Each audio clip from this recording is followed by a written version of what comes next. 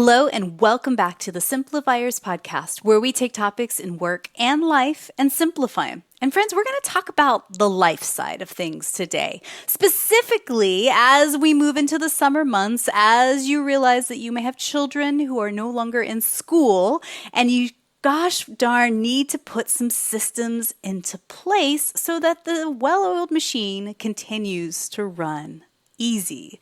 And my special guest is an absolute expert at just that. Her name is Heather Steinker, and she's a busy mom of 3. She's also a certified productivity coach. Then she runs a premier virtual fitness and nutrition program, really helping mothers feel better while sustaining a healthy lifestyle. Now, she's trained pro athletes, SWAT members, and even a high school football team. So she knows her stuff, but she's also the content coordinator for Neighbors Magazine, teaching others how to be more self-sufficient with common household tasks. So I'd like to welcome to the Simplifiers podcast, Heather Steinker. Hey, Heather. Hi, how are you? Thank you for having me. I am well, and I'm so glad you're here because, let's face it, if your home life and all the systems at home are a hot mess, let's guess your business life, your work life is going to be a hot mess as well, right?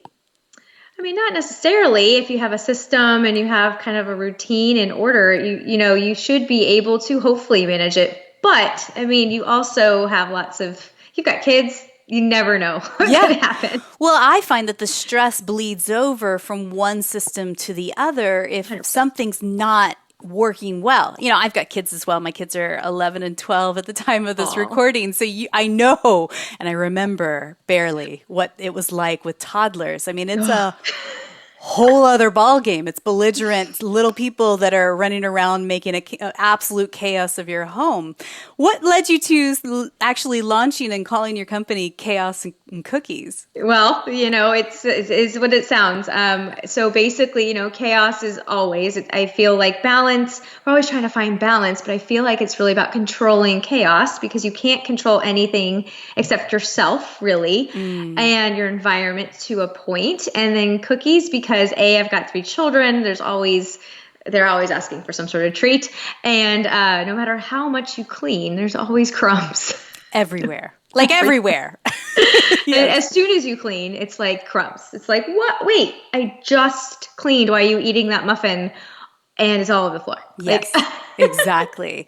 Well, so your story is very interesting, and I really want to dive deep into this and share it with others that are listening to us right now. But first, let's talk about the why. Like, we know how important it is to have systems and processes in place, specifically at work.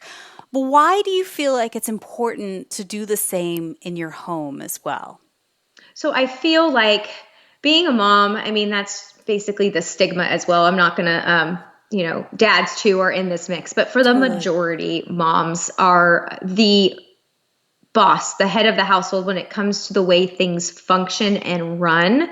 And so it's, treating your home life like a business because you've got a schedule. You've got sports, you've got meals to prep, you've got systems in place where you have to be organized and know where things go. Like you're not going to keep your carrots in your closet. You're going to put those in a pantry. So there's things like that there's a place for everything and there's a way to go about it. And so it's very much like a business. It's just you don't get paid for it.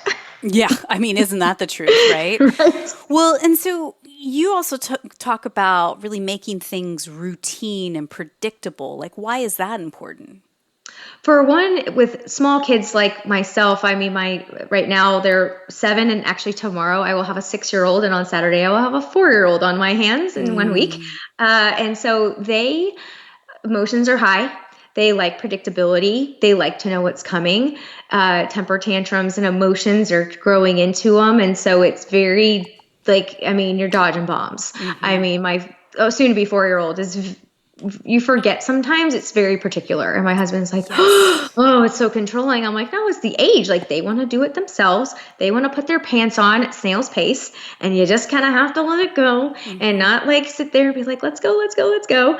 And so but they know what's coming. Like they have expectations when they wake up in the morning. So you hold them accountable. It's teaching them skills for the future. Like you're not going to walk around with no pants on, like, proper things. I mean, maybe. I have two boys and a girl, so the boys, typically there's no pants.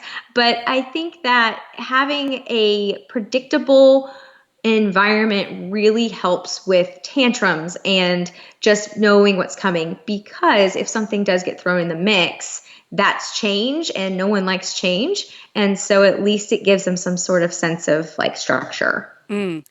And yeah, that's so incredibly important because guess what? When crisis happens and the proverbial ish hits the fan, you don't want to have everything in disarray, right? Talk to us about that. Right. So I think this past year has just been such an example of how being prepared can really take off a lot of burden. Unfortunately, a lot of people didn't have systems in place. And so it's kind of learning as you go and kind of working through it. And now we'll be prepared for the next time if it happens. Right. But wouldn't it be nice to be prepared before it happens? Yeah. Because I'm one of those people that like to think ahead and think of every thing that could go wrong. And maybe that's a weird thing, but my husband typically travels pre-pandemic. And so it was me, my kids, and some help, and being able to really like, what if he doesn't come back? What if something happens? Yeah. What on earth am I going to do? Having crisis and chaos is hard enough, but then throwing children in the mix, they need at least something to, their lives don't stop because of something that happens. And so trying to keep that going, it can really, sense of normalcy is huge and key. And so let's define a few crises that could potentially happen. Knock on wood, I hope it never happens to anyone that's listening to us right now. But the things that could happen, besides a pandemic, is, a spouse who has a heart attack and goes into hospital, or a spouse that leaves, flat out leaves, a tornado, a hurricane, a flood, something happens in your home that you just weren't expecting. And then all of a sudden you're like, well, how do I log into my bank account? How do I pay my utility bills? How do I this, that, and the other? And what you learned, take us back. You had been diagnosed with a spinal condition, and all of a sudden your world was also thrown upside down in that. You came to learn about something called a family playbook. Tell us more about what that is. So I created the family playbook. That's part of my chaos control system that I created because when my husband wasn't around, I had 3 children. I lived in chronic pain. And so when you have little kids and you can't really do a lot physically, it gets very difficult. And then trying to bring in some help and then finding really good help is very difficult. And so if there's a turnover, you have to really start from scratch every single time. And if my husband's plane was delayed or got canceled and he couldn't come home when he was supposed to, it was really like, oh, okay, I need to pivot and shift, and trying to train someone new, like even to the point of like, maybe if a child has an allergy. I mean, my kids they do not. However, my daughter has vitiligo, so she has a cream routine she has to do, and you can't use one before the other, but having those instructions. So it's like, can you go and help her with her routine? And if it's all written down, someone could actually go read it, be more self-sufficient, and ask at least minimal questions. So mom can then now adjust to, oh, okay, he's not coming home. Now I really got to figure this out. Or we had this planned and now I got to do it myself. Right. So it's just those life happens and having just those tools in place. And so I didn't like training someone new coming in every time and showing them where things are in the pantry, what's acceptable, what's not acceptable. Like even to the point where she would have to take them to martial arts. And my daughter has anxiety, or used to, for separation. And she would go and basically exploit the weaknesses of this new sitter and say like, I don't want to go do it. I just want to sit with you. She's just trying to get out of it. Yeah. But that's a typical thing for her to do. No one would know that. But if I wrote it down for someone and she would to read it, oh, this is normal. So this is what I should do in the situation. It's called go participate. Mommy says that this is normal. Yeah. Then they can't also. So, it's one of those boundaries. So then say that my daughter did get away with it. Then I got to discipline her. Then I got to get on her about it. And then the nanny feels bad. Right. So it's like open communication in a way where it's unspoken. So it sounds to me like, yeah, the family playbook is an actual written document somewhere saved either online or on paper, right? In your house. Like, what are some of the chapters or categories of your family playbook that as somebody was inspired to create one for themselves? So it's 188 pages. Wow. It's a fillable PDF where you can either fill it out on the computer and print it, or you can print it out and do paper. I wanted it to do it that way because life happens. And so things like passwords change, or, school teachers change, schools change addresses. So you could just go in, change it, print it, and then replace it. Yeah. So literally everything to a T. So you've got like 911 phone numbers where it comes not just like 911 like for fire and police. It's plumber, electrician, trash company. If we live on septic, like the septic company, like you just to be able to have a quick reference to just know who to call and who to ask for. You've got beneficiary information in there. You've got income properties, because if someone were to pass and someone had to handle it for you, you might not know that they have 3 properties and tenants live in 2 of them and rent is XYZ and it's due this date and you need to go and pay the mortgage or it's going to, default. Yeah. So there's so many moving parts to people's lives that if those people were eliminated or that person that handled it, and if you don't have the knowledge, then things could go really badly. All the way to kitchen staples that you keep in your home. So if someone's trying to help keep stock of pantry because maybe mom is dealing with maybe dad in the hospital, the brand of mac and cheese that this kid likes but this kid doesn't, or where you can buy it.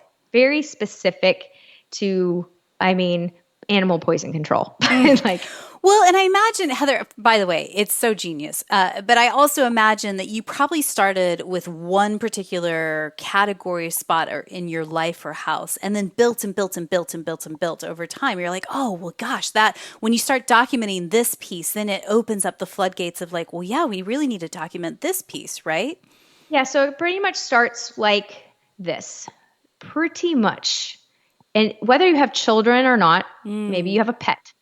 Your house is its own living being. Like if you have someone house sitting for you, you need to know where the thermostat is or how to turn the gas off, making sure that, right? Just little things like that, right? Just to make sure that the house won't burn down while you're gone, but you have pets. Yes. Things happen, right? We just had a freeze here a couple months ago in Austin. Oh my gosh. Like it was like apocalypse. So you just don't know. But basically think about how many times you make a list. Whether you're traveling, you write down your flight information, the hotel you're at, your emergency contact numbers. If I'm in the air or you can't get a hold of me, call my mom, call my neighbor, blah, blah, blah. If there's a leak, call the next door neighbor. They have a key. All these little moving pieces that you leave someone, instructions. Yeah. But then when you come home from the trip or the outing or whatever, what happens to that list? You probably crumple it up and throw it away. Or you put it somewhere, you forget, and you just do it all over again. Right. And it could be the same exact instructions, just like animals. When they go to the bathroom, how much food you need to feed them, a log for them to like keep track, those types of things. So it kind of morphs from there. And it's like, how many lists do you have? How many for anything and everything you do? And then expanding upon that. And it's so smart because then it's in one centralized location, whether a paper version and an online version, if one or the other gets lost in a fire or otherwise. Exactly. Yeah. So that you have it. And I think that, for me, it's an aha, even if you don't have kids, especially if you don't have kids, because as a newly married couple, if you're out there listening, this is a great opportunity for you and your partner to come together and go, hey, what is our family playbook, And that when you do have kids, because as you and I know, like when you go and you give birth and you have a birth plan, it's the same concept. You're not introducing this whole new system and process into play. You've got something you can build upon, right?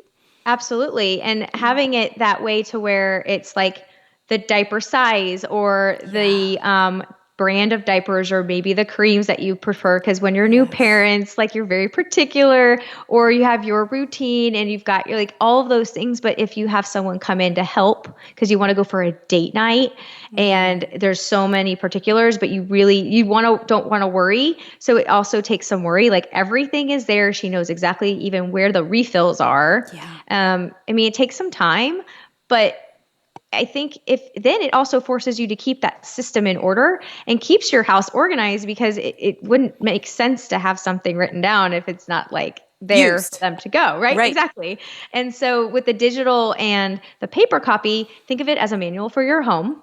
It's basically like, what's mom's next play? Like, what's the play? Like, what would she do? And you turn it and you would be like, oh, the pacifier should be here. But if it's not, check here, check here, check here, and then call me. Yeah. Because then it's probably in a new hiding spot. Well, and I think you just picked up on a very important part, that sometimes it's all sitting in your fabulous brain. Like it's all, the central nervous system is you, and you are the one that is the keeper of all the things.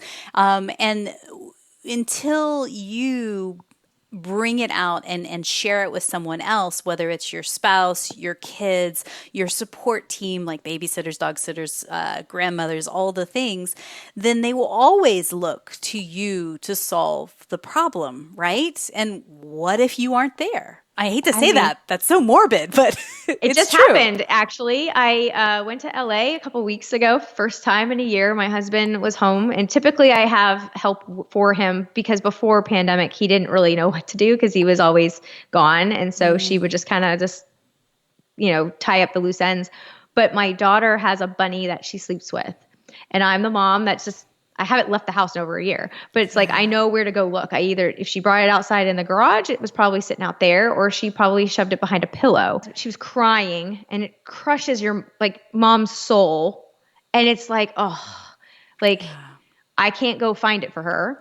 I've told him where to look for it. Couldn't find it, but he's also didn't probably look very carefully. He's just one of those, like, she'll figure it out. But it's one of those things where you can eliminate that stuff, and she has a backup, so she knows where the backup is. But it's just, to eliminate those types of situations. And of course, like, the nanny came the next day and found it. It was fine. But, I think those are the types of situations that I didn't want to stress. I had something I needed to do, and I felt terrible. Luckily, we have a backup, but those types of things to kind of take the worry away. Yeah. As it goes in business, when you train somebody on your team to take over a task or be, more efficient at something, they feel empowered because you've shown them not only the how, but you've shown them also maybe the why behind why some things or some decisions are made. So ultimately, it's a win-win-win for everybody because it is about empowering others with the information that they need, especially in a moment of crisis when your world is turned upside down and people, emotions might be high and stress definitely is through the roof. You just want it simple. You want it simple and easy and at hand very quickly to replicate, as you said earlier, predictability, right? Absolutely. So for instance, I have a client who came across me through the playbook, and her husband had a heart attack at the pool one summer, and he's in great shape, and he had to spend some time in the hospital, and she was instantly sole provider for a while. She had her business, she has his business, she has kids, and the kids did not know that daddy was like recovering in the hospital, right? And going through this stuff. She tried to very much keep it together and have a stressor, but she was just crazy falling apart. And she came to me and said, gosh, I wish I had this, because I would have had all of his business information, all of our finances, which is why it's also digital, because you might not want your finances laying around in like a paper manual sitting on your kitchen counter. Yeah. So there's a privacy there. But she was like, I need one because I'm trying to stay super normal at home and just be like, daddy's just whatever, wherever he was. And, then she could just handle things a little bit easier. But then she was like, I have to call the accountant, and I have to do this, and I have to make sure I have all these things done on top of already doing busy life. So yeah. And yeah, again, take it bit by bit, build as you go along and add chapters or find what's right for your family system. And I think what also that does, especially if you do it with a spouse, is if there are any hidden bank accounts, you start to know about it. You have those open conversations about these things that relate to the household as a whole, which I think that is hard, but incredibly important to talk about in case, heaven forbid, something were to happen. absolutely, because if they're the ones that just, if you and like my husband, he's the finance person. He makes sure the things get paid for the most part. Right. So if that were to go away, I would like, I need the bank accounts. I need to know where they're even being held, the Right. passwords that I can check it. Because, trying to get a password reset, forget it. I mean, honestly. And so it's also like, even if it's like taking care of the car, cars need maintenance. When was it maintained last time? Maybe you don't know because he just took care of it, or vice versa. And those things that become a natural thing for you and your spouse can instantly be taken away. And then it's a lot of questions, a lot of hassle, a lot of stress on top of already whatever happened. Yeah. Well, let's change gears a bit and talk about my personal kryptonite, laundry. Gosh, So, me too. how have you simplified laundry in your home? What's working for you? Oh my gosh, yes, kryptonite is definitely, I hate laundry with a passion. It's Yes. not even laundry, it's putting it away and folding it. Yes. It's like the act of following through, right? And there's a reason why everyone laughs about how like, do you just like live out of a, laundry basket because you never get to it. So when the pandemic happened, I didn't really do my kids' laundry very often because I had help because they were like a pseudo spouse because my husband was never home. So they took care of the kids' stuff. And kids' laundry at this age, there's so much of it because they are little people. Yes. Their shirts are very small. So it takes more time to fill it up. So there's a lot of clothes in there. And between trying to fold laundry, go get them from school, virtual or whatever it is, right? And we're all there. I was like, I've got to now fold it. Oh, I got to put it away. Things aren't going to get done unless I do it now because I don't have my extra set of hands. And my husband, forget it. Like he won't do laundry. And I basically went and knew I had to go do carpool, which is about, 30 minutes, a good 30 minutes. You want to get there a little early, sit and wait so you're not like that parent to pick your kid up last. And also if you have other pickups you need to do, get home quicker. So I was like right in the middle of laundry and I was like, I got to stop, go, come back. I said, you know what? No. I grabbed my laundry basket. I took it to the car and I put it in the front seat with me in the passenger seat. And as I sat in carpool, parked, by the way, I'm parked. I'm not driving and folding. I fold my laundry because I have to sit anyway at home. Right. I have to sit in the car anyway while I wait. Might as well task it up, right? So as I'm going through the line, I have to, roll the window down and tell them the number so they can call my child out through walkie-talkie. And two people in the same line stopped me and was like, "Is that your laundry, ma'am?" I said, "Yes. Yes, it is." He's like, "This is genius." I'm like, "Well, I have to sit here anyway. Better than scrolling social and doing nothing, right? I can get this done and then I can just go home and put it away or get my kids to put it away." And he's like, "I got to tell my wife." And so I posted on social. Now everyone folds their laundry in their car. It's so smart. I mean, it reminds me of Atomic Habits, James Clear. It's habit stacking. If you can bring two things together and simplify the process along the way, it's great. It's perfect. And you know what? Quite frankly, who cares what other people think or see? Because 9 times out of 10, they are in the exact same situation of you and going, "Oh my God, that mountain of laundry that never ends. What am I going to do?" So just the same, you have to sort of check your ego at the door when you do things that may seem crazy to the outside world, but in reality, it's making your life less stressful, your family life less stressful. You're more present, I'm assuming, to be with the kids rather than working on laundry all the time, right? Yeah, and I also don't have to yell at them for when I get home. Yes. They're trying to crawl all over the folded laundry I just folded. Do not touch that. Exactly. It's like, "What are you doing?" So then I'm yelling or getting down like on them, and it's like they don't Like, or they just want to spend time and it's like, oh, I just got to finish this laundry so I can. So it's like, well, if I have to sit and do like, nothing anyway, might as well do Yeah. it. And then I joked on my podcast that I would maybe attempt like meal prep in my car. And I was like, I don't know how I feel about like chopping an onion or something like that. But there was a listener that did reach out to me saying, what's funny? You mentioned that. And there's someone on like the subway that does it, like on their way to work. I'm like, I don't know about the subway, but it's because they're sitting for a long time. They need to get stuff done. They want to eat healthy. They're eliminating the excuses, so to speak. So, Yeah. yeah. So press pause right now on your podcast player and set a 7-minute timer and think about a couple of habits that drive you crazy or chores that you need to get done that you could potentially stack in your everyday life and just see what comes up, inspiring by Heather here and see what could, in fact, make your home life a little bit simpler. So I want to talk about routine again. You mentioned that at the top of the episode. Give us 3 ideas of ways that we can keep our family in a routine, especially as we talked earlier, the summer months are here, kids are out of school, all the things. Talk to us about some ideas.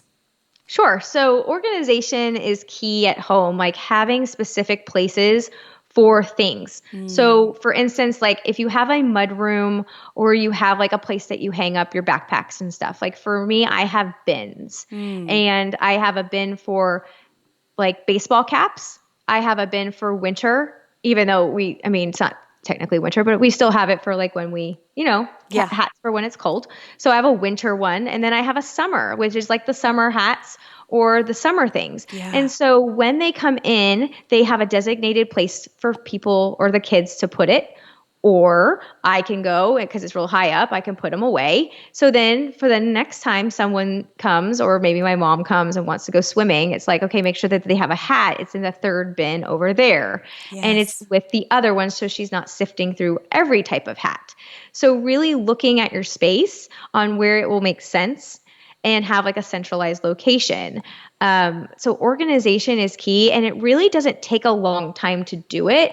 It's really just once it's there, it's maintainable, and you have to just make it simple, as in don't make a bin for hats, make 3 bins for different ones. So it's very specific, and then maybe put, stack it towards like the seasons, for instance, like put the, if it's getting hot out, you put the summer stuff first. So the first thing you don't touch is winter. Right, right. Know? Well, and what I hear in that is that everything in your house should have a place. It should have a home, because when it doesn't have a home, that means that it is all over the floor or Yes. strewn across the living room, or my son's favorite, he sticks socks in all different places of the couch, the bathroom, wherever. We find black socks everywhere. So have a place for the things, right? Socks, I think in general, just always like you're always buying socks, Yeah. always like the monster of the laundry. They get. I know socks are like the devil. Yeah. What about like, calendars? Talk to us about that. I love myself a calendar. So it's great to have, there's different ways you can go about calendaring. So what I have on my wall is a really big decal calendar. You can usually get them at like a dorm room, like Pottery Barn or something. And I put up the month, and then I typically will color code each of my children, and my husband has his own color. And I just color code like what's going on, so that it's literally a quick glance. If I see green, I know it's my son. If I see purple, I know it's my daughter. And I don't have to necessarily know what it is, but something is of relevance there and significance. And so there, and it's also an essential space. So it takes my husband can come up to the board if he chooses to do so before he plans trips, and he can see like, is there a recital?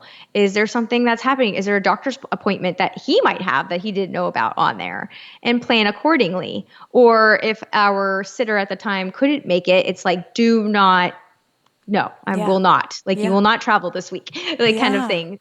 Well, so having a centralized space. Yeah, that makes a lot of sense to me. I live and die by Google Calendar, and you can color code everything. And what I have gotten into a habit lately of with the color coding is specifically it's there to simplify your life, right? So you're no longer thinking about it with your active conscious brain. You've put it into a system and run the system. But also, after the 30 days are up for that month, I just take a look back at the month view and look at the colors from a big picture view. And I have tasks on there that are like joyful tasks. And so those are a very specific color rather than sort of what I call machine tasks, like low yielding, not joy giving kind of tasks. And I think it's helpful just to look at the colors and go, wow, last month was a whole lot of gray. And I've got to figure out how to make less gray and more aqua in my calendar, or more breathing room or otherwise. I love that. I love that. Some of the things that you're doing as well with color coding. Yeah, I could see how you could. That's an excellent way, actually. And I actually should probably implement that task a little bit more. Usually I'm just very much like, this is your schedule and that's that. And why I also do it in like on an actual physical form is because like one day our power went out, my phone died, and I'm like, what's on the calendar? Yeah, what are we doing? What am I like? Was there a doctor's appointment? Yes. Oh my gosh, I need a plan. Yeah. And it's right there. So I'm like, it's a backup almost, as long as you're keeping it updated. But I think color coding, it's also a really good way to see, like for me personally, I color code my husband. Like I see like how long he's been out or where he was out of town, and look how much like he's missed and maybe not plan a trip for this long. So yeah, interesting. to try and look at that. So talk to me about meal planning or prepping. What's working for you right now to create a routine? So meal prepping is key. It's taking a couple hours. You just got to find a really nice block of time to do it, and finding maybe like some good tools in the kitchen. Like a chopper is really time saving, and you save money because you don't have to go and buy them pre-chopped. Yeah. And then also maybe finding some similar recipes that will use similar things so you're not overbuying. Yes. And I love Cook Once, Eat All Week is my favorite cookbook because it'll gives you 3 like main ingredients. It gives you a grocery list, and it literally will tell you how to cook it in these 3 ways, because who knows how you're going to cook it, right? And it's all the common things that most people have. And it helps you prep everything, how to, split it up. And then when you go to cook, it's like 20 minutes. Brilliant. Well, by the way, all the resources and things that Heather talks about in today's episode will be in our show notes over at thesimplifierspodcast.com. So you can blip over there. You don't have to jot it all down and find it there. All right. So let's change gears. Let's say, asking for a friend, obviously, that you have someone in your team, in your family, who is not on board with creating systems in your home, whether it's a stubborn kid or a partner whose brain just doesn't work like that. Like, got any tips there on how to get the team working in this system? Yeah. So the first thing, like for instance, the calendar, my husband does not like to use the calendar. He just, it's there, and I don't look at it. I'm like, well, it's there for you to look at. Cause then, so it's like, okay, if this isn't working, or if this is just something that you're just refusing to do, then we need to come up with a plan. And so having that conversation with them, like, what can I do to help you? What would make it easier for you, and make it about them, and let them come to you with the solution. Because if you do it, sometimes like that's just not going to fly. It has to be their decision sometimes. Also, if you can show that it works, others are more likely to accept it and kind of conform to it at a point where they don't even realize that they're doing it. Yeah. So you'll start seeing, like, you start putting the keys in the key basket and not in the middle of the counter. He will know to go there to go get them, because eventually, and I say he, because, asking for a friend, talking about a certain friend, they will go to the basket to get the keys. So what's going to happen is, when they go to the basket to get the keys the next time, but you're not there to pick up the keys where they put it into the basket, they're going to be like, where are my keys? Yeah. Yeah. He's going to have to go and try to find them because no one else was there to do it. And then guess what's going to happen? They're going to start putting the keys where they belong, because they're not going to have the time or the frustration. So it's one of those things. Yeah. Any habit that you bring into the mix, you have to choose to do it. Bottom line, if it's forced upon you, you might do it for a week and then it sort of falls and fades away after that. You have to choose to do it. And then you have to also see the why behind it to understand the reward, if you will. Does it make my life easier, faster, better, less stressful? Does it make her life easier, faster, better, less stressful? And that also, in fact, makes my life easier, faster, better, and less stressful. All the things. And I think with anything, it's introducing something new bit by bit, taking it Absolutely. with a playful approach of like, we're going to try this for the next 30 days. What do you think would be a great way that we do this? And, have even the kids, depending on their age, have some input into creating what that system could look like, and approach it as a playful experiment, right? 100%. I think with children, especially at young ages, that's also implementing really good habits. Yes.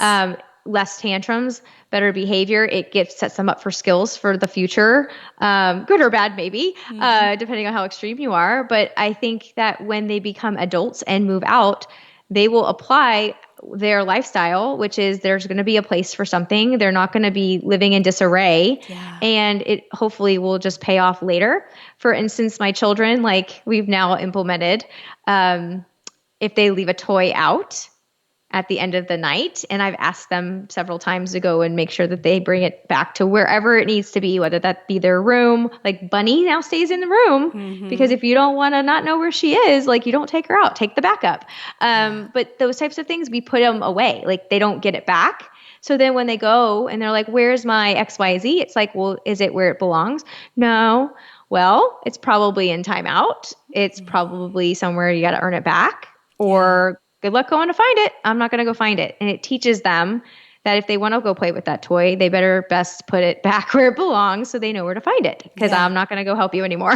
You're old enough to figure it out. Actions equal reward or consequences. And that's tough love. A huge part of helping your kids become independent, fully functioning adults when later down the line.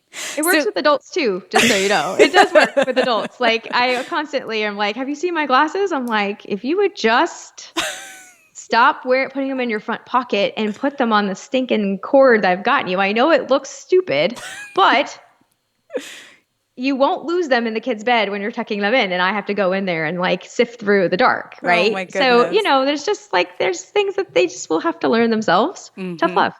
So if you're intrigued by what Heather has shared or curious about her family playbook template, go over to her website. It's chaosincookies.com. And again, all the links are in the show notes over at the simplifierspodcast.com.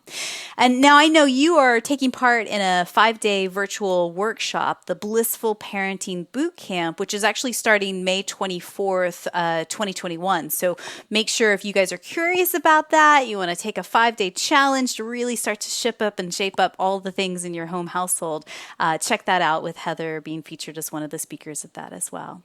So Heather, a few questions as we wrap up, and thanks again so much for your time and sharing your wisdom. I'm sure a lot of people could listen to both of us and certainly relate. So tell us, what's one book or blog that you're reading these days that's either inspiring you or poking holes and challenging your belief system? So I'm a really big fan of The Big Leap, and it's by Gay Hendricks, because it really, if you're starting a business, and even if you have a business and you're trying to just continue with the mindset and you just continue with just pushing forward, I mean, you could read that book multiple times and really take something different away from it every single time, because you're going to be in a different place.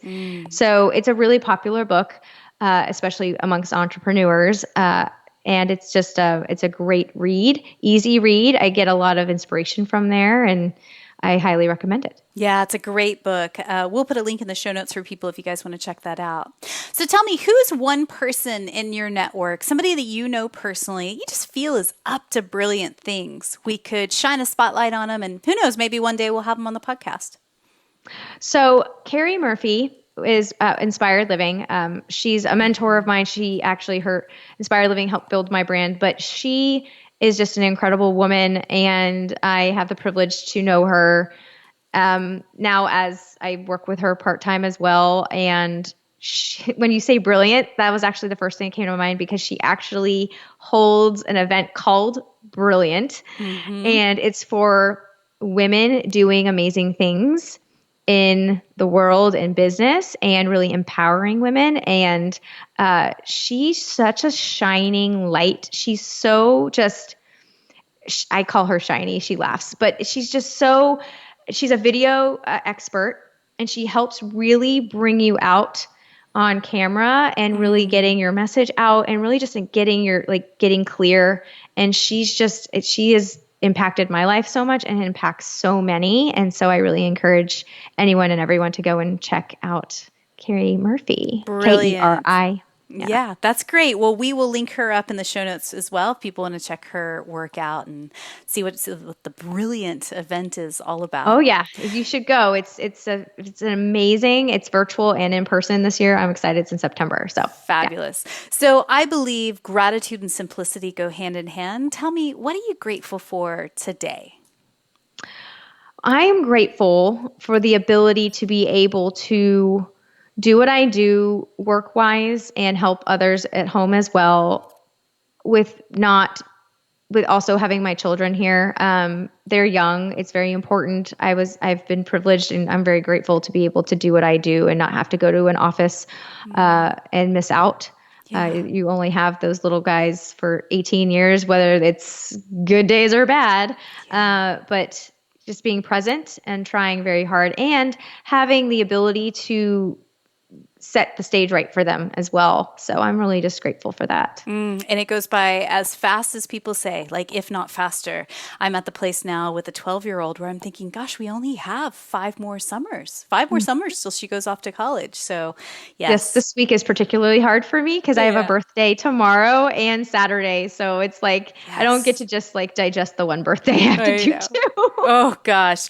Well, I know that your Instagram is Chaos and Cookies. If people want to connect with you on social media, that's a good place to find her. Again, all the links are in the show notes over at thesimplifierspodcast.com. So Heather, as we end, my final question for you is this. Someone somewhere is listening to us right now. She is probably drowning in a pile of dirty socks and a to-do list that just seems never ending for her work as well as her home life.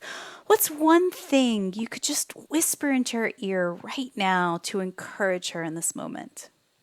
That you're doing an amazing job, that you are doing everything you possibly can, and that you need to give yourself some grace, and that it's okay that if you didn't get that to-do list done, it's really just very important to just realize that you are getting things that you need done, and that, you know, it can wait. And that you are doing a great job, and not to be so hard on yourself. Yeah, you're enough. Totally enough. Absolutely, 100%. Heather, thank you so much for your time today. Thank you so much for having me. It was great.